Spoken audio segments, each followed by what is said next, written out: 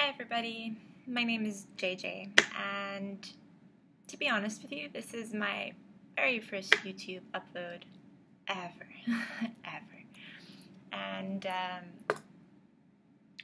so what am I doing here? Basically, I'm going to be bringing you a tarot reading. I'll be doing a tarot reading that mostly focuses on the energies of the supermoon that we're having right now in Taurus, which peaked last night and is absolutely stunning still, if you look up at the sky now.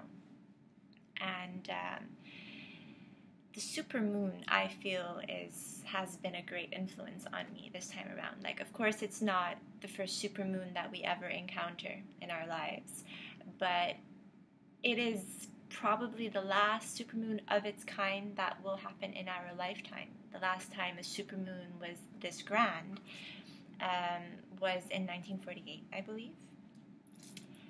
That's a long time ago. And astrologers and astronomers, I suppose, think that it won't be coming around, at least not in our lifetime anymore. And the fact that it's in Taurus makes it a very practical energy. And practical energies, like Taurus in general, push people to get things off the ground. They push you to move forward with whatever it is that you have set up for yourself, basically. They give you that extra bit of panache, if you will, that like will and courage that you might need to, do whatever it is that you've had in mind for a while. And in my case, it's been tarot reading for others, for the collective, because I've been doing this for myself for a while, not for too long, certainly not as long as a lot of tarot readers out there, but I've been doing this, I think, for a long enough time to trust it, to trust myself to give it. And I've given a few private readings for people in the last few weeks, and I'd like to think it's worked out well. I've gotten some pretty nice reviews in the sense that the readings have resonated, and some have felt their readings to be quite accurate. I don't just read the cards as they are. Yes, I've learned their meanings. I am still learning, because I feel that all tarot readers out there never stop learning. They're always growing, and it's pretty much with like every discipline, every field, whether it's scientific, pseudoscientific, or artistic. I very much rely on my intuition as well. I'm not going to say it's spirit. It could be, however. I'd like to believe that it is the universe. I do a lot of meditations. I do a lot of energy management. I have been focusing on myself a great deal for the last couple of years, the last 2 years, more than I have since I've been in my 20s, basically. And that has been as a result of many things, which I don't have to get into now. But for the purposes of this reading, I am focusing on Aquarians, and that is because I myself have a sun in Aquarius. That's not to suggest that I won't be able, or I won't be presenting any readings for other signs in the future. It's just to say that right now, this is where I'm at. This is the energy that I've harnessed, that I am harnessing. I'm coming back into my own strength, which I had been lacking, past tense, for quite a while. I've been exhibiting the characteristics of other signs a lot more. And now that I'm back, I'm feeling more Aquarian than ever. So that can mean that I can be a bit sharp-tongued. But I won't really apologize for it. The reason I feel like it can be a good trait, a good quality, is because we can get to a lot of truth that way, basically. There's no need to, sugarcoat things. So I feel that Aquarians they've got strong personalities. Personalities that not everyone can understand very easily. And that's not to say that we're extremely unique or that everyone is unique in their own way. But it's the fact that Aquarians have this very futuristic feel about them. They tend to see more into the future. And I'm not saying that I'm a psychic that can predict the future. And I'm not suggesting that the tarot is used solely for foretelling. I'm actually one of those people who likes to warn people against believing that the cards can reveal too much about the future. It's more about the current energy that is existing right now, and the flow of events that goes with this current energy, of course, can lead a person to logically deduct a particular outcome. So there is an element of fortune telling there, yes, but this can be changed at any time. We've all got willpower. We can all change actions and take decisions that will alter the outcome of anything, basically. But I feel no need to sugarcoat anything, simply put. So if I see it, I'll call it as it is. I will go by the meanings of the cards, but I also go by how I feel. I have been told that I am an empath. I have been told that I've got strong intuition. I spent quite a few years studying psychology. That's what I have my degrees in, basically. And I spent the last 2 years in particular doing my own self-studying, whether that's self-studying body language, or reading the face, actually. Huge fan of Paul Ekman. And Albert Frey and deception detecting, even though I'm not saying we can tell when people are lying around us, but I've covered quite a lot of literature on the topic. And so yeah, I've been into the occult since I was a teen, basically. Hence why the tarot now. So the way I do these readings, just to give you an idea, is I really like the cards to speak for themselves. I know a lot of tarot readers like to remain structured in their readings, and that's perfectly fine. I'm like that too, especially if I'm working with someone. I will pull out the cards in order, but sometimes I feel that readings can be a lot more organic and tend to resonate more when I simply let the cards pop out of the deck. There are a lot of tarot readers that pay attention to cards that pop out of the deck, and others that don't. Others that are like, well, no, we'd rather just rely on a spread, and it's entirely fine. I'll probably do that at one point or another. There are a lot of people that get concerned with, well, what if, like, the cards slipped, though? Like, how do you know if it's, like, the universe or spirit, or if it was just you being clumsy as hell? And anyone who knows me knows I'm a little bit clumsy. But I say, no, man, yeah, sure, I've got small hands, but that's also why I've got small tarot cards. They're the average playing card size. Most tarot cards are a little bit larger than this, but no, my hands are steady, and I can tell the difference between a card slipping or a card popping out. The first card to pop out is the Four of Cups.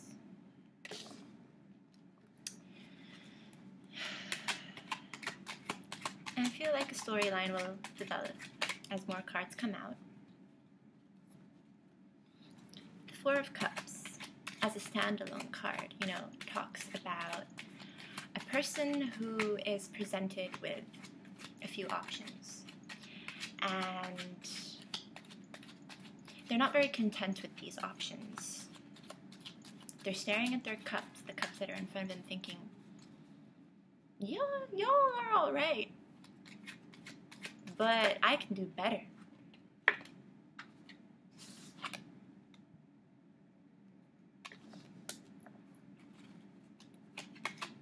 I'm wondering if this has something to do with the home, or with a partner. Is this going to turn into a love reading? Oh.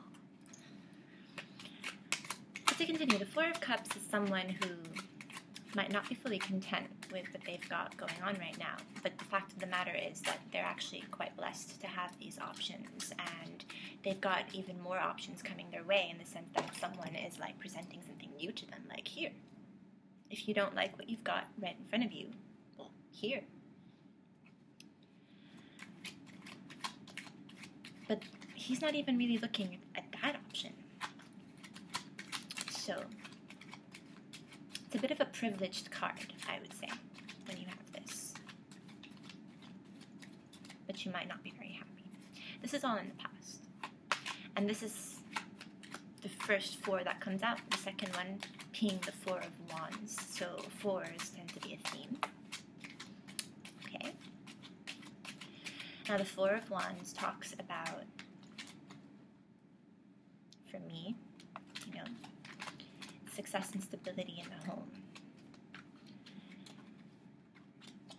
which is actually usually my Ten of Pentacles card, but the Four of Wands is more like, yes, we made it, you know, we made it, this is our happy home. It can also be like a marriage card, an alliance card, a happy partnership card. It's very celebratory. I love this card, to say the least. I'm also gonna add one thing, and that's the fact that I keep a journal where I take down notes of how the cards stand out to me. And this is not to say that every time a card comes out then it means something new, no. But it's more that I like to keep track of things. And I like to preserve the original meaning of the card as well. It's very important to me. But I'm human, huh? And sometimes I forget. So I like to keep this journal nearby just in case I have second thoughts. And feel like I should turn back to it, and that's fine. And that's just me, huh? Because it happens quite a lot. Like, I sing, and I haven't in a long time, but when I would, sometimes, and this is really embarrassing, I'd have to bring lyrics on stage, you know, even if they're like on the floor, as long as they're there, you know, just to feel better.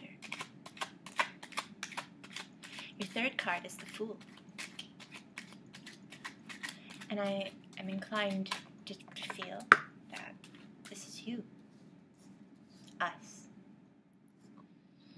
Why? Because the Fool has an air element to it. And the Fool is someone, it can be a new beginnings card. It can be someone who's taking a leap of faith, you know, into like a bit of an unknown territory. In this case, it's really looking like whoever this resonates with is that there's been a leap of faith. It could be with a new partner, or it could even be with more than one person in your life where you feel like, you know what, I'm gonna give this person a shot. This was all in your past though, where you felt like, I don't want to overthink this. It feels good. It feels good, and I'm gonna go for it. And I know I have more than one person interested in me. And when I say me, I mean you.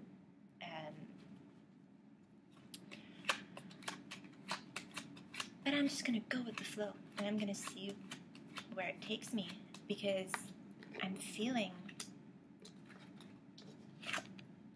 this. Could this be the one?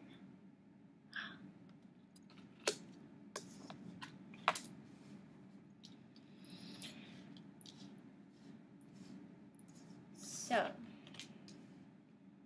and that makes sense, you know, because after the Fool, you've got the Two of Pentacles. The Two of Pentacles is someone who has a decision that needs to be made. unlike other decision cards, the Two of Pentacles, to me, is like juggling between two options that are fine. There's nothing wrong with them. It means that you can go either way, and you'll probably still get a good outcome. That's what I believe. So in that sense, it's very much like the Four of Cups, where you've been presented with all these options, and it's just a matter of picking. It's a card of merriment, so this person is jolly, jolly, happy-go-lucky, you know, like whatever way the pendulum swings, it's all good. But a decision still needs to be made.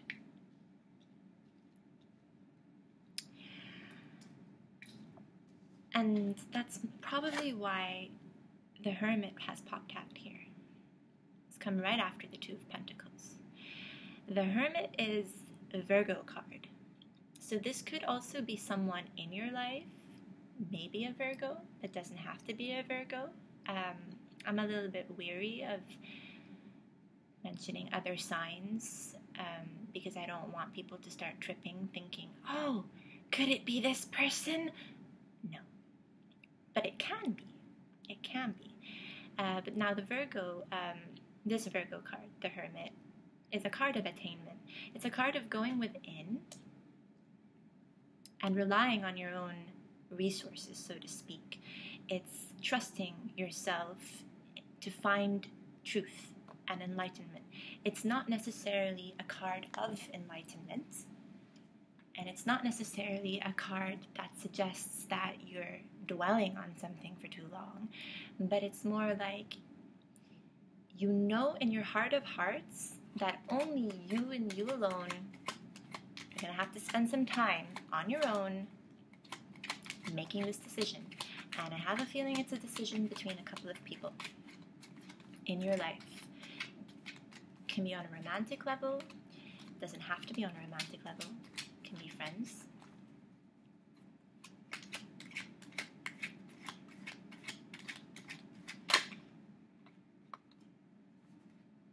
But whatever it is, you know, you're a little bit on the defensive, I feel.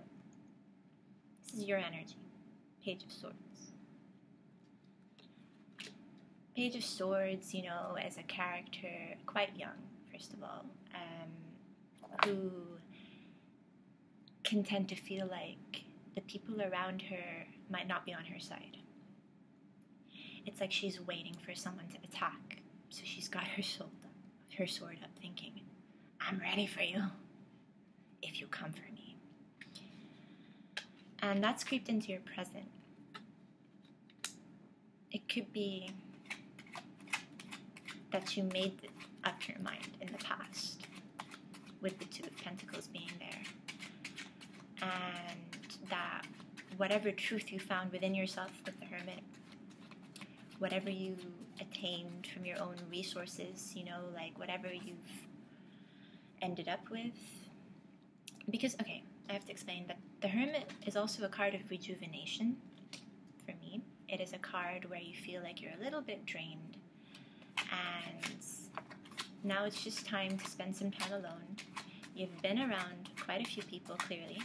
You've had options, clearly. And now it's time to reflect on it on yourself. And maybe you feel like the decision that you've made can hurt a few people, or has hurt a few people. So you're on the defensive. You may have not even told these people anything yet. And that's the funny part. Aquarians, we tend to overthink. We tend to really live in our heads. We tend to make up our minds about people and things and places and have entire discussions with them, even sometimes, in our heads. At least I do. I'm not crazy, I promise. Maybe a little bit, but that's what this is, though.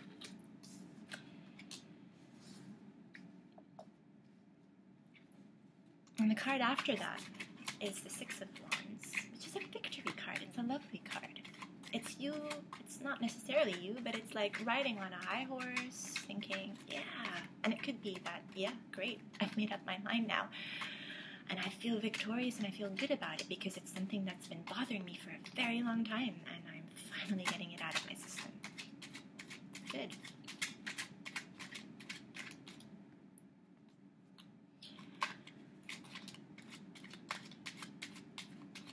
But I won't lie, it can also be someone else.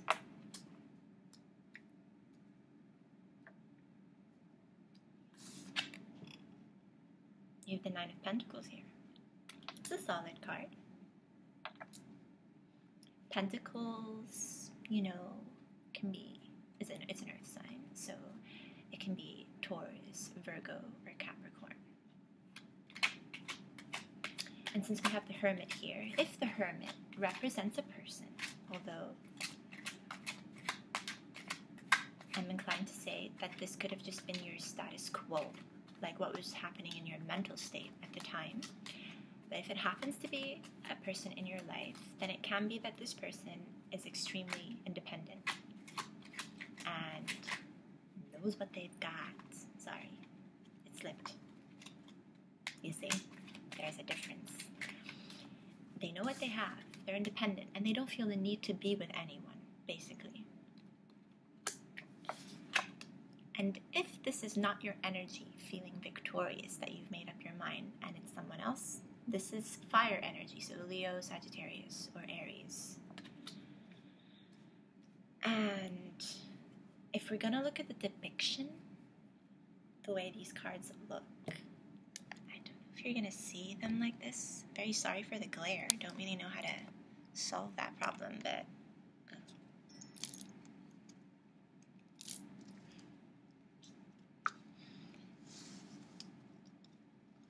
these two cards side by side, it kind of looks like the Six of Wands is walking away from the Page of Swords, or riding away in this case.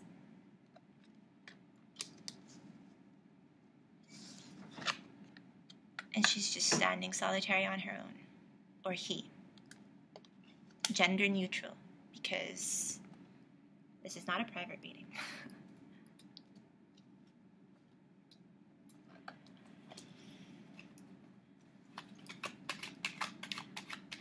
But it should all come to light soon.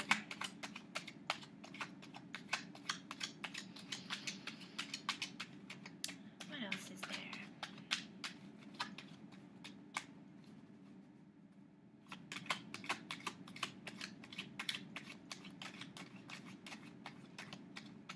You know, the Page of Swords is not someone who's afraid of taking risks. Yeah, it's a young person, so it can be a little bit immature maybe sometimes, but this is a person who's not afraid of venturing into unknown territory, or like making something up and sticking to it. In that sense, the Page of Swords can sort of be a reflection of the Fool, but the Fool is a major arcana, and we list major arcanas with a lot more strength.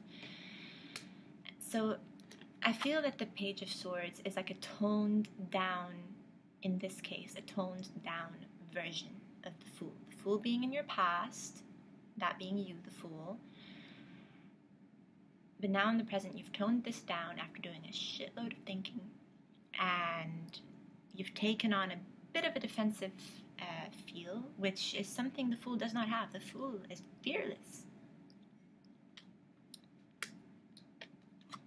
She's not afraid, don't get me wrong, but it's more like she feels like there might be a few people who don't have her best intentions in mind. And you know what? I wouldn't be surprised if that's the case, because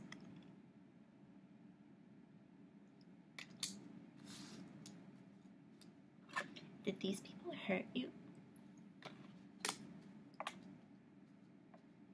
Someone made you feel like this. Because the Ten of Swords, if we're gonna look at the meaning how it is, it's utter despair. It's utter despair. It's the end of the line. It's you can't bear anymore. You can't bear any more swords. If we're gonna look at it like as a literal meaning, you feel like you've been betrayed. You've been stabbed in the back, quite literally, with 10 swords. That's brutal.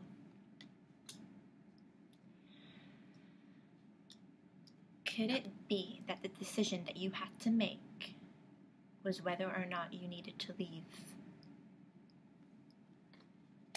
or stay? Knowing that you'd be fine both ways.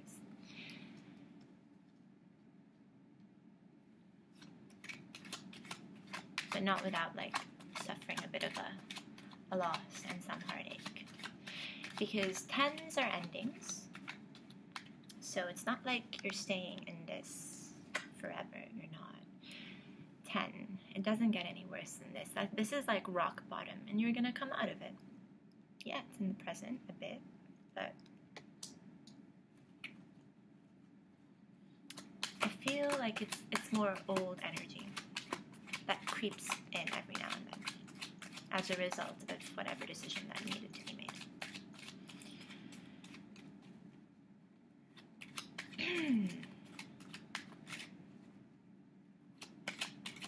This is turning into a long meeting.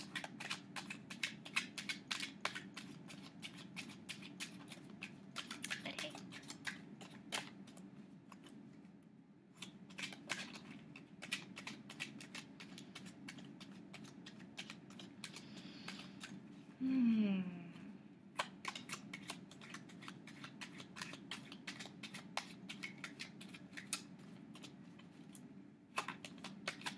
A lot of yellow.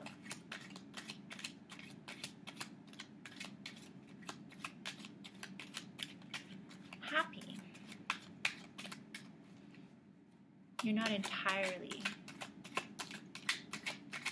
having a bad time. You're having a good time. Just not necessarily paying attention to whatever it was that was causing you to think and to have to rely on yourself too much, you know?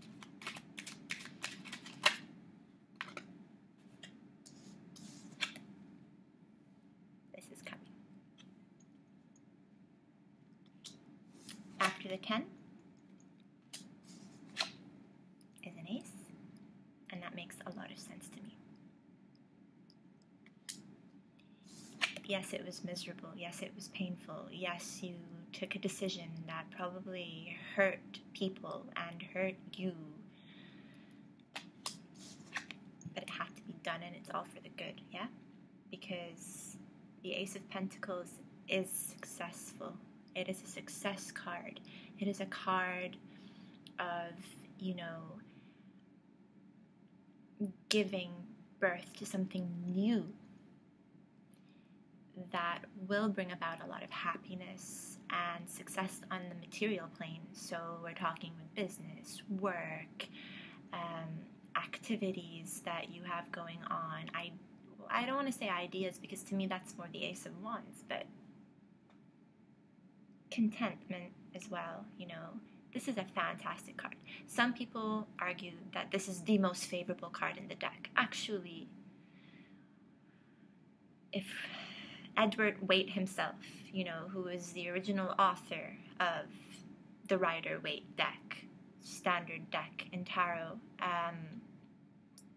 says that this is the most favorable card in the deck. I'm inclined to believe him.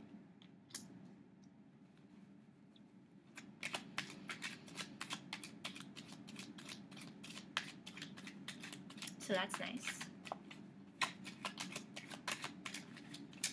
Do you feel successful? Are you feeling successful, Aquarius? I know I am. Better than how I was, at least a while ago.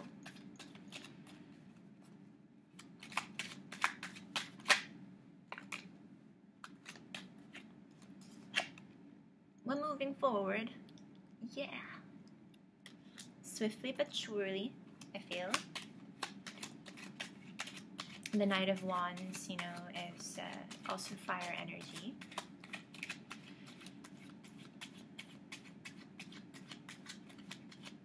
And he's moving at quite a fast pace. Whenever I see wands, you know, I think like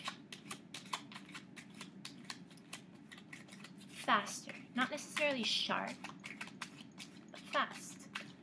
And full of life. and ideas, new ideas, and just really propelling forward. There's a lot of passion, you know, a lot of passion.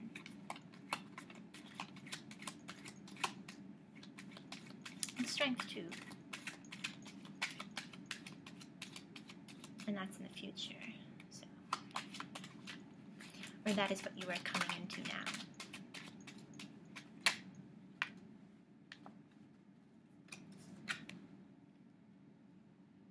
This is nice energy. This is the Six of Cups, and the Six of Cups can talk about really pleasant childhood memories. If not childhood memories, memories of the past, you know, in general, could be a good time that you spent with people. It could also represent someone coming back.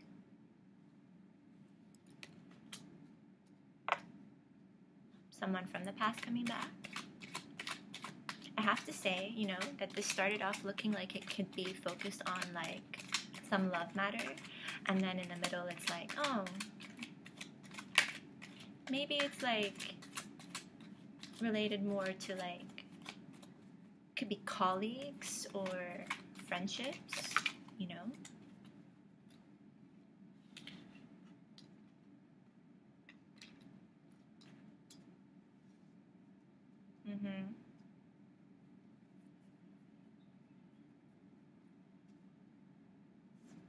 You've got this Seven of Swords here, and a lot of people, you know, they interpret this as, like, hastiness, I feel. Like it's putting far too many eggs in your basket, not really thinking about it, and, like, it's design gone wrong. It's like a plan gone futile a little bit, you know?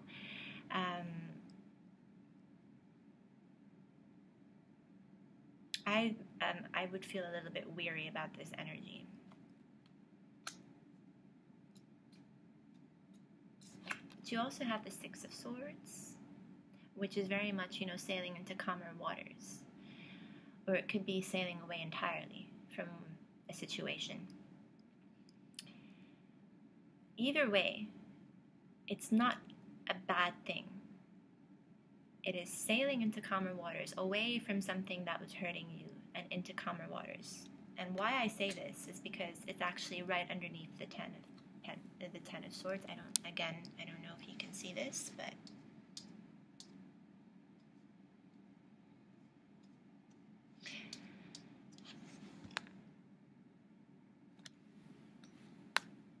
I do like to read the cards from all directions, not necessarily all directions, but what feels right in the moment, you know.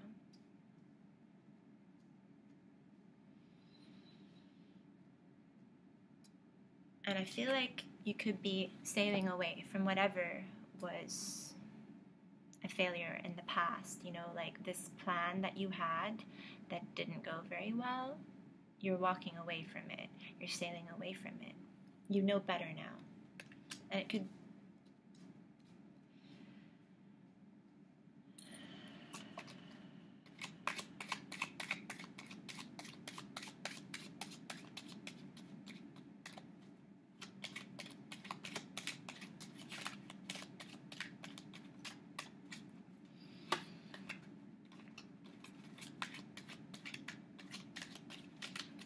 I would like to clarify this Seven of Swords, though, to be honest. It is a little bit irking me. It feels a little bit out of place.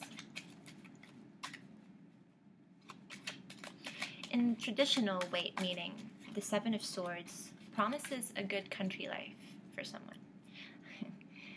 I feel odd saying country life because a lot of us can live in cities. I live in a city, for instance. What I feel it means is that it promises a good, simple life, you know, that's free of drama, even though this person hasn't figured things out very well, so he can be a little bit chaotic, but...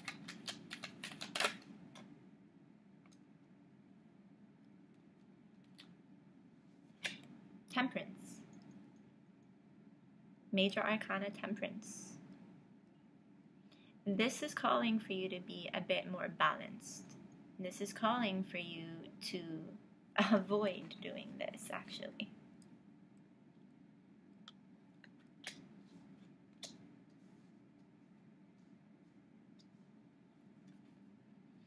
Temper yourself.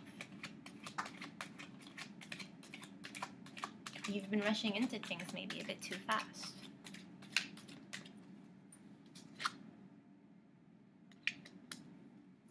Temper yourself. If you want to keep holding on to this Ace of Pentacles, that seems to be very beautiful energy in the present now, temper yourself. Keep it.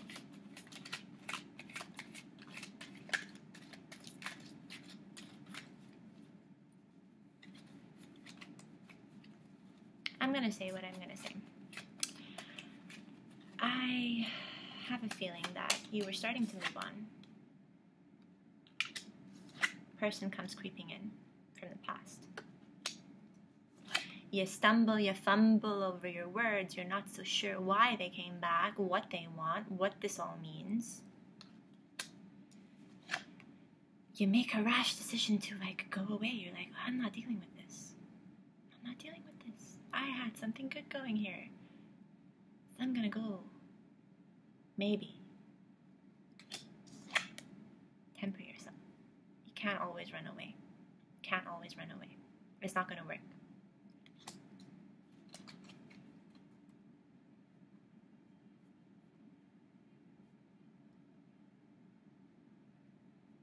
The bottom of the deck right now is the King of Pentacles. And the King of Pentacles, is someone who usually knows what they're doing, especially when it comes to matters of work. So if this is pertaining to a work situation, then you need to think things through. The King of Pentacles is a successful person. He's someone who has money. He's someone who is well organized. And, earthy energies, they tend to like paying attention to details. But Aquarians, we can be all over the place. We can be. We can often exhibit very fiery energy like this. Like this.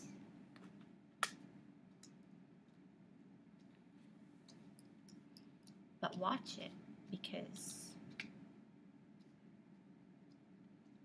if you don't think things through, then you don't build a stable foundation for yourself. And you might end up getting a little bit scared and thinking, well, I'm just going to bounce. But balance is the key here.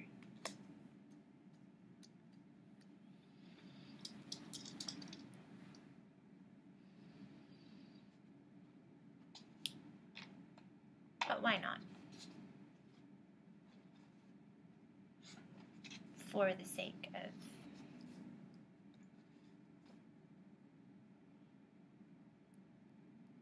I just wanted to double check that basically, but this is Aquarius. I mean, swords usually, they are air elements, so Aquarius, Gemini, Libra. But if we're going to look particularly at this card, this is Aquarian energy. Watch yourself. Don't be too hasty. Yeah, you're full of confidence. Yeah, you're full of hope. Yeah, you just want to move on and get it all going. I get that. I really do. But sometimes you need to slow down and have fresh perspective. It's not always a bad idea, to go back into the hermit. It's not. But the fact of the matter is that this is not us. This is very uncharacteristic of us. So we can't stay like that for too long. We are definitely more this. Caution yourself.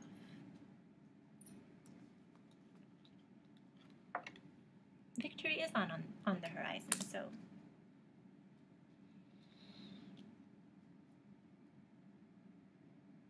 you have 2 4s and 2 6s here.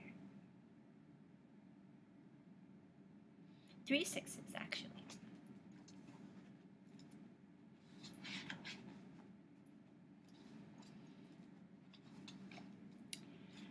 So, there is success for you. There is success for you. That is what the 6s say. And the 2 4s, you have to be a bit easier on yourself. Get some sleep if you're not getting enough sleep. Because it can indicate that you're stuck in your head a bit too much. You're thinking too much. Staying awake at night, thinking too much. So get some sleep, yeah? Aquarius, enjoy the rest of this supermoon because, well, you have to. It's not coming around again anytime soon. Everyone out there, enjoy the supermoon, whether you're Aquarius or not. And if you liked this reading, if it resonated with you, or even if it didn't, let me know. Give me a thumbs up if it did. Thumbs me down if it didn't. Write me a comment. Tell me what you think. It's all good. All comments are welcome, but don't hate. Don't hate on me. If you didn't like this, move on. It's fine. I won't take it personally at all. In fact, I'm going into this without any expectations. I have no idea if I'll get 1 viewer or 10 or 100. I have no idea. So I'm doing this for you, for me, for growth. C'est la vie. It is life. And honestly, we gotta live it. And I'm going in headstrong. So enjoy the rest of the supermoon. Enjoy the rest of your day or night from wherever you are. Lots of love.